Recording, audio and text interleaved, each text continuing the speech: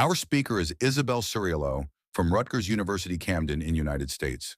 Today she presents her talk on the topic, Loving the Stranger Begins Within Oneself, a psychological and philosophical reading of Leviticus 19:33-34.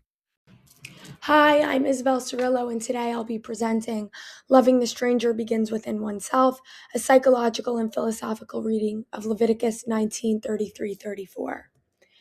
Before I begin the main argument, I want to establish a shared vocabulary for this presentation. The key terms I'll use throughout this presentation draw primarily from Freudian and Jungian psychology, with specific terms from Buber's relational account of presence. I won't go through each definition line by line for now, but I'll reference them as they arise, and this slide will remain a point of reference. To ground this presentation, it's important to get acquainted with the main passage we are focusing on, which is Leviticus 19:33-34. When a foreigner resides among you in your land, do not mistreat them. The foreigner residing among you must be treated as your native born. Love them as yourself, for you were foreigners in Egypt. This is a clear command about how to treat the foreigner. While most interpretations approach this text as purely an ethical directive, a manual for moral conduct, I believe the text is doing something much more profound. In a world increasingly defined by ideological silos and inherited divisions, the command to love the stranger feels both urgent and elusive. It is urgent because our current landscape often weaponizes difference, turning the stranger into a symbol of threat rather than a fellow human being. The command raises a deeper set of questions. What kind of love is being extended to the self? Who is doing the loving? And moreover, is that love whole enough to extend beyond familiar borders? This paper follows a specific type of structure, and so this presentation will follow a similar structure. The paper starts off with a thesis, which is Leviticus is not just an ethical directive, but a spiritual and psychological imperative. To love the stranger requires knowing, reconciling, and integrating the strangers within, the disowned, unconscious, and unfamiliar parts of the self. Drawing on psychological theories of individuation from Jung and ethical self-love from Fromm, I argue that self-knowledge and inner wholeness are the path to loving the foreigner. Section 1 unpacks the structure of the command and argues that it presupposes inner integration. Section 2 shows how love becomes distorted when the self is fragmented. Section 3 considers the view that love arises through relation and argues that even if love emerges in encounter, the quality of that love still depends on the inner condition of the self. At the center of this presentation is one guiding question. What does the phrase "love them as yourself" assume about the person who is doing the loving? And that leads us to another question. What kind of self-love can serve as a stable measure for loving the stranger? My thesis is simple. Loving the stranger begins within.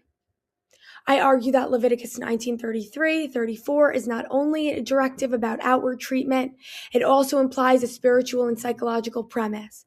The quality of love offered to the stranger depends on the inner condition of the self.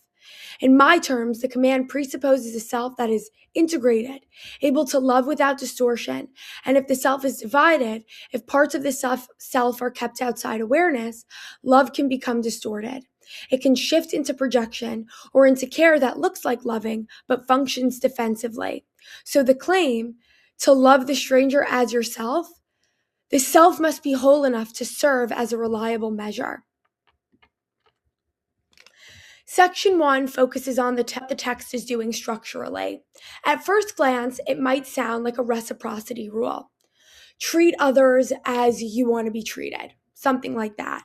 But the passage does not set up the text as an exchange. The foreigner is not asked to return anything. The command is directed at the one who loves. This makes as yourself an inward-facing measure. It makes the self the standard for how the stranger is to be loved. The ethical and spiritual force of the command rests on these words, specifically the word as.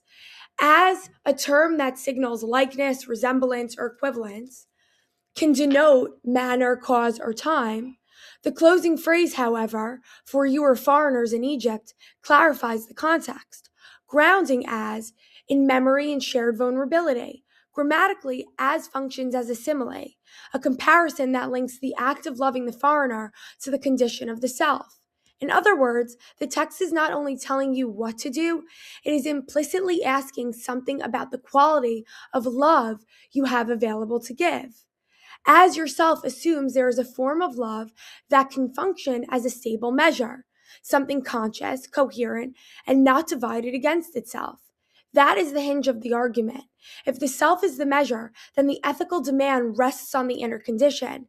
And that's what sets up section 2, where I explain what happens when the inner condition is fractured. So, why can the measure as yourself fail in practice? The problem is not the command. The problem is the condition of the self. Who is using the self as the standard? If the parts of the self are repressed or disowned, kept outside conscious awareness, then the self becomes fragmented. In Jungian terms, the self splits between a conscious identity and unintegrated shadow material outside awareness. So, how does this fragmentation distort love? Well, the measure as yourself becomes unstable and is no longer a clear standard if the self is not fully known or integrated. And that is where projection enters. For Fromm, self love is inseparable from self knowledge and an honest reckoning within one's real needs, limitations, and contradictions. But what happens when parts of the self are so deeply repressed that they become unconscious? This is where Jung offers a deeper psychological explanation. The ego is not the whole self, but a narrow mode of consciousness that represses what we cannot accept, or what the ego cannot accept. These disowned parts form the shadow, the stranger inside. Unless the self becomes conscious of these buried aspects, any claim to love remains partial and defensive. Attempts at love that avoid repressed aspects only deepen inner division. Projection is when a person's disowned shadow material gets placed onto the other, so the stranger is read through what the lover has not yet recognized in themselves. So the stranger can begin to feel threatening, inferior, or weak, not because of who they are, but because of what they activate in the lover or the self who has not yet integrated these disowned parts. In that state, love becomes distorted. So now to section 2. In modern discourse, self-love is often reduced to a shallow affirmation consisting of practices framed as self-acceptance, emotional validation, or aesthetic self-care. Although these practices appear to promote wellness, they bypass true self-knowledge. Rather than confronting the disowned aspects of the self, they reinforce an ego shaped by social image and internalized ideals. In doing so, they reduce self-love to maintaining a curated identity rather than the inward work of knowing, reconciling, and integrating. For instance, someone might develop a self-care routine, reciting affirmations, going to the gym, or practicing skincare, not out of genuine self-understanding, but to uphold a curated image of confidence or wellness. While these acts may appear nurturing, they can function as egoic maintenance if they bypass deeper inner inquiry. That deeper inner inquiry might ask, what am I afraid to feel when I am still? Why do I need to appear put together to feel worthy? Without confronting the fear of inadequacy, rejection, or dependency underlying these rituals, that self-directed love is performative. It soothes the ego but leaves the disowned, shame, fear, or unmet needs untouched and unseen. And as we spoke about earlier, such love becomes performative, affirming what is socially acceptable while disowning what threatens the ego's image. As a result, love remains conditional and fragmented, projecting unresolved inner conflict onto the external stranger, as we spoke about before. This is often a management or way to regulate those unintegrated strangers that shame, fear, or pain within. To explain this further, I'll give an example. An individual engages in practices commonly framed as self-love, yet carries an unreconciled sense of unworthiness and insufficiency. So maybe those practices we mentioned earlier on this slide. When that person encounters a generous partner, they experience mistrust rather than ease for abundance. This is the stranger within. The partner's generosity becomes unsettling rather than sustaining, reflecting the self's unresolved fear rather than genuinely recognizing the other. This dynamic illustrates a deeper structure of distorted love. In this section 3, I turn to a relational account of love. Martin Buber's. In this view, love arises not from internal wholeness, but in the space between beings, in the I-thou relation where two subjects meet in mutual presence. Buber's model affirms that love transcends ego and cannot be reduced to moral or utility.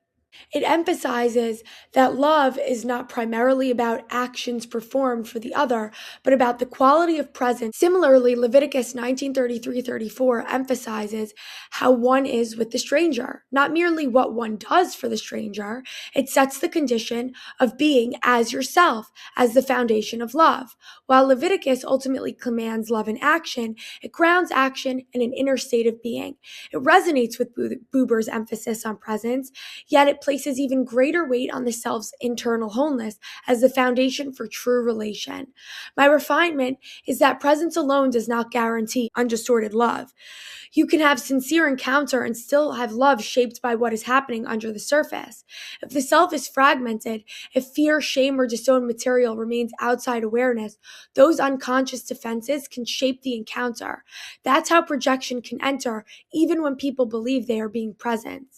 For instance, two individuals may enter a relationship they believe they are fully present in.